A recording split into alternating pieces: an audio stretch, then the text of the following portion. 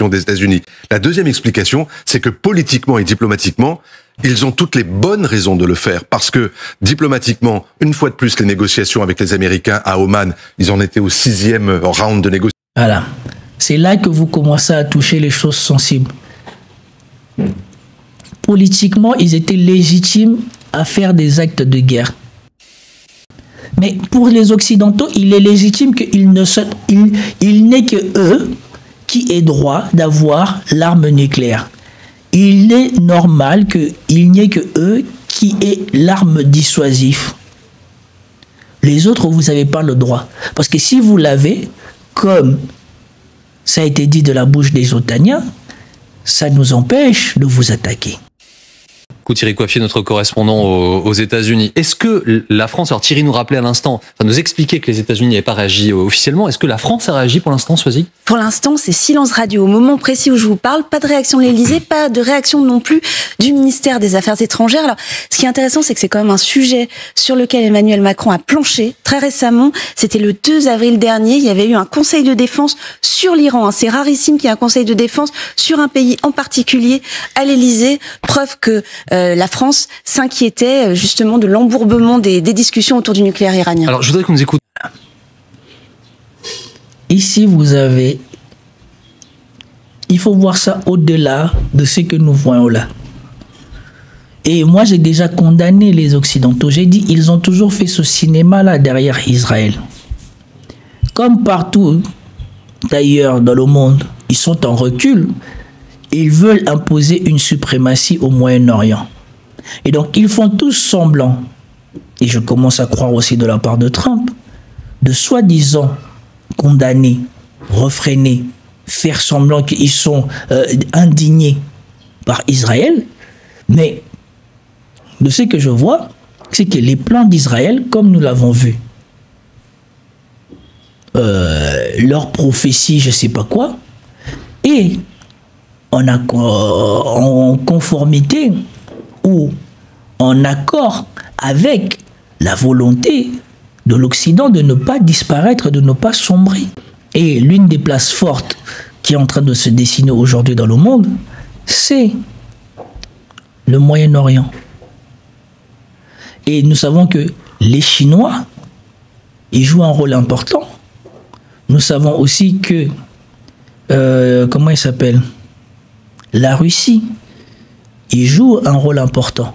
Et les Américains, ils étaient quasiment en recul, puisqu'on vous rappelle que l'Arabie Saoudite et l'Iran se sont rapprochés sous l'égide de la Chine. Et que donc, cette situation où on veut faire exploser toute nouvelle attente pour en faire un sous l'égide des États-Unis, c'est juste pour reconforter, reconstruire la place des Américains ou de ralentir le déclin de l'Occident. Et donc, peut-être que je me trompe, mais moi, dans ma lecture, c'est pas une coïncidence que ce scénario se répète et se répète et se répète et se répète et se répète à chaque fois. Ça se répétait à Gaza. Ça devait être une petite intervention qui est devenue une grosse intervention qui est maintenant sur le pas de devenir un génocide. Et comme par hasard, les Occidentaux ne font rien. Ça s'est répété au Liban, qui, soi-disant, une fois qu'on avait bien tapé le Hamas, le Liban, c'était un problème. Donc, on a fait semblant de vouloir trouver un accord avec Nasrallah. Nasrallah exécuté. On a soumis le Liban. Dès qu'on a fini le Liban, le jour même où on signe le cessez-le-feu au Liban, attaque en Syrie. Et là, comme par hasard aussi, Israël grignote encore des parts de territoire. Et dernièrement, vous avez même vu qu'ils avaient bombardé l'Iran. On recommence à négocier avec l'Iran. Dès qu'on est à l'approche des négociations, dès qu'on commence à se diriger vers quelque chose, attaque de l'Iran. Et là encore, l'Iran s'est affaibli. Et donc, on ne sait pas si l'Iran est trop affaibli, parce que je pense qu'Israël attend de voir quelles sont les capacités qui restent à l'Iran, et surtout, est-ce que l'Iran, qui fait partie des BRICS, va recevoir de l'aide de la Chine et de la Russie ou non? Parce que nous savons que cette posture-là peut très vite changer. Il suffit que les Russes et les Chinois livrent de matériel de défense, surtout de défense aérienne, à l'Iran pour que Israël se calme profondément. Et donc, je pense qu'ils sont en train d'observer pour voir quelles sont les capacités qui restent à l'Iran. Est-ce que les alliés dans ce futur monde qui se dessine de l'Iran vont lui venir en aide ou pas? Et par rapport à ça, ils vont voir quelle sera la suite. Si jamais les Russes et les Chinois ne se manifestent pas et que l'Iran semble plus affaibli que vous ne le pensez, je vous garantis que nous allons avoir la reproduction de ce qui s'est passé à Gaza, en Syrie et au Liban. Les prochains bombardements d'Israël sur l'Iran vont être dévastateurs. Poutine, le chef d'état-major israélien, nous évoquions tout à l'heure la menace existentielle. Bien, ce sont des mots qu'il reprend à son compte, ce sont des mots qu'on entend très régulièrement dans la bouche des responsables politiques israéliens. Écoutez. Nous menons une campagne historique qui ne ressemble à aucune autre. Il s'agit d'une campagne critique visant à prévenir une menace existentielle de la part d'un ennemi qui cherche à nous détruire. Nous avons lancé cette attaque parce que le moment est venu. Nous sommes au point de non-retour. Nous ne devons pas attendre un autre moment pour agir. Nous n'avons pas d'autre choix. Nous appelons des dizaines de milliers de soldats et nous sommes prêts à franchir toutes les frontières. Je préviens que quiconque tentera de nous défier paiera un lourd tribut. Qu'est-ce qui fait, François Clémenceau, que M. Zamir, ce chef d'état-major israélien, dit aujourd'hui, nous sommes à un point de non-retour? Pourquoi est-ce qu'aujourd'hui est un point de non-retour par rapport à ce qui s'est passé depuis des semaines, des mois, voire des années? D'abord parce qu'ils peuvent le faire. Il y a encore quelques années, c'était très difficile pour l'armée israélienne seule de pouvoir mener une opération de ce type. Or, ils se sont entraînés à de très très très nombreuses reprises. Je me souviens que en 2012-2013, les entraînements de l'armée de l'air israélienne ne permettaient pas d'atteindre les cibles sans avoir un minimum de support logistique, notamment américain. Cette fois-ci. Bon, on va pas se mentir. Ils l'ont pas fait parce qu'ils peuvent le faire. Ils l'ont fait. Et là, toujours, regardez à quel point le scénario se répète. La dernière fois, quand ils avaient fait leur grande attaque, qu'est-ce qu'ils avaient principalement visé en Iran? C'était les protections aériennes. C'était le système S-400, je crois, des Russes, que les Iraniens avaient à leurs frontières pour empêcher les Israéliens de rentrer dans leur espace aérien.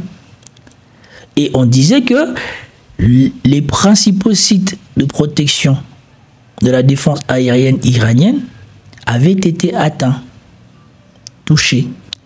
Et aujourd'hui, quand on voit l'ampleur des bombardements qu'ils ont subis, c'est que probablement, c'était vrai. L'Iran n'était plus aussi protégé au niveau aérien qu'on le pensait.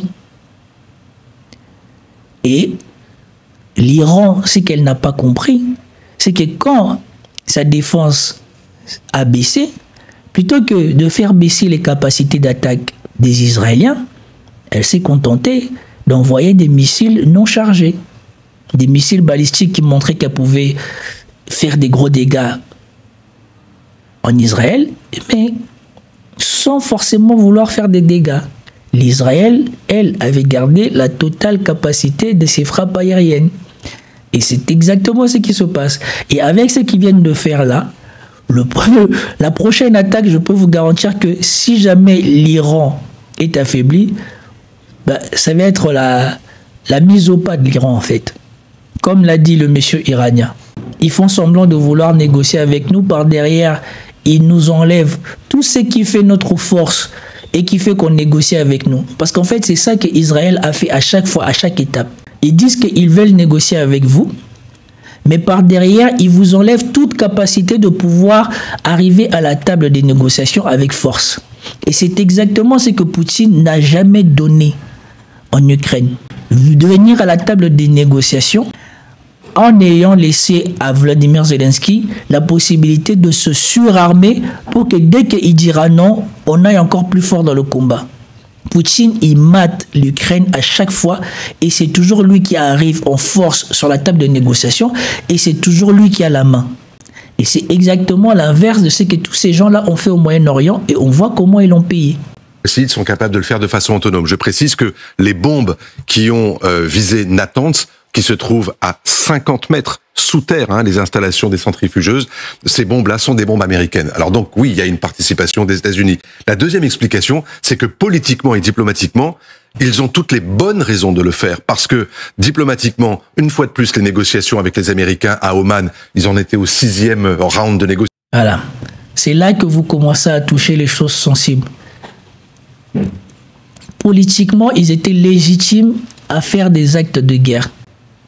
Avec tout ce qu'Israël fait au Moyen-Orient, les gens ne sont pas politiquement en légitimité de faire quoi que ce soit contre elle, mais elle, sans que les autres aient tiré quoi que ce soit et fait quoi que ce soit, elle est en légitimité de les empêcher d'avoir une arme dissuasive.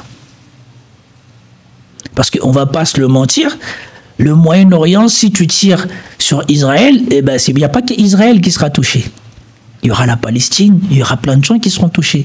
Donc, ce n'est pas une arme d'attaque que l'Iran essaye de se doter, c'est une arme dissuasive que, selon des experts, qu'Israël a déjà. Mais pour les Occidentaux, il est légitime qu'il n'ait que eux qui aient droit d'avoir l'arme nucléaire. Il est normal qu'il n'y ait que eux qui aient l'arme dissuasive. Les autres, vous n'avez pas le droit. Parce que si vous l'avez, comme ça a été dit de la bouche des Otaniens, ça nous empêche de vous attaquer. Ça ne marche pas. Et deuxièmement, l'AIEA a officiellement dit l'Iran ne coopère plus. Si l'Iran ne coopère plus, c'est bien la preuve qu'elle a un programme militaire caché et donc qu'il faut aller le bombarder. Bethsabée Salem est toujours avec nous depuis Tel Aviv. Est-ce qu'on sait ce que prépare, comment se prépare Israël à ce qui va arriver dans les minutes, les heures qui viennent, Bethsabée, puisque vous nous l'avez expliqué, l'Iran a déjà envoyé des drones, mais est-ce qu'il y a une préparation supplémentaire au-delà de cette menace immédiate ? Oui, bien sûr, d'autant que cette opération, elle a été préparée depuis de très longs mois. L'appareil sécuritaire a insisté là-dessus. Alors déjà, des milliers de réservistes ont été mobilisés et déployés. Ensuite, la population israélienne, on l'a dit, a été avertie. Il y a des mesures qui sont très importantes du point de vue de la population. Les gens qui doivent rester près des abris, qui ne vont pas travailler, les enfants ne sont pas envoyés à l'école, les gens ne se rassemblent pas dehors. Donc ça, c'est important. Ça fait partie des mesures de sécurité. Tout le monde se trouve à proximité des abris, pour ceux qui en ont, sinon dans les cages d'escalier. Puis aussi, il y a eu des alertes qui ont été envoyées à toutes les ambassades israéliennes. Certaines, dans des zones particulièrement sensibles, ont même dû être fermées dans l'optique d'attaques qui ne seraient pas forcément menées en Israël, mais aussi à l'étranger. Merci beaucoup, Bethsabée Salem. Vous restez avec nous en direct depuis Israël. En fait, Grégory Phillips... Moi, ce qui me fait rire surtout, quand tu regardes les Occidentaux, quand tu regardes les chaînes pro-sionistes, c'est leur capacité à dire qu'Israël se sent en danger, leur capacité à dire qu'Israël se prépare légitimement au danger dont elle doit faire face. Tous les autres attaques là qu'on a vu subir ici, et même le 7 octobre, quand on voulait dire que non, mais avant le 7 octobre, il s'est passé beaucoup de choses, on a dit non. Avant le 7 octobre, tout était magnifique. Le Hamas a craqué et est venu attaquer, et c'est pour cela que maintenant, on va taper tout le Moyen-Orient. Ok, en tout cas, moi ce que je voulais vous montrer, c'était ça. C'était relever comment on essaye de légitimer la réaction des Israéliens, et surtout, on essaye de légitimer l'opération israélienne. Et ici, montrer à quel point le droit international et l'Occident et sa diplomatie n'est qu'une supercherie. Quand tu viens à la table des négociations pour négocier avec eux, il ne faut pas faire preuve de faiblesse. Vous voyez, tout le temps, ils se plaignent en disant que Poutine n'a jamais rien lâché depuis que les Occidentaux essayent de négocier avec lui. Mais prenez juste regarder les choses avec un autre angle. Qu'est-ce qui est arrivé à toutes les personnes qui ont cru légitimement négocier avec les Occidentaux? y compris à la Russie lui-même. Souvenez-vous de Minsk II. Qu'est-ce qui est arrivé à toutes les personnes qui ont négocié de bonne foi avec ces gens-là? Où sont-ils aujourd'hui?